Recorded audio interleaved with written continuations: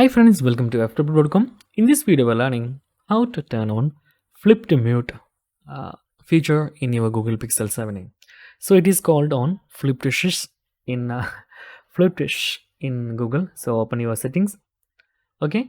Then go to swipe up the screen or scroll up, then get the system, then open gestures, then you can see option of flip to shh.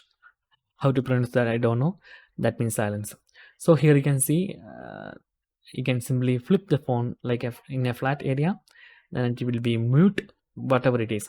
If you are playing songs, then it will be mute, and if you get a call, then it will be mute, and there is a subtle vibration to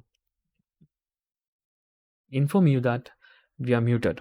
So one of the coolest feature, you can simply turn on this feature from here. So it is called different names in different mobiles, like flip to mute or flip to shh.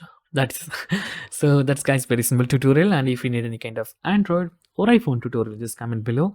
I will post my replays as video so you can easily watch and understand it. And if you enjoy this video, please like, comment, share, and subscribe our channel for getting more videos like this. Thank you so much for watching. Have a nice day. Bye bye.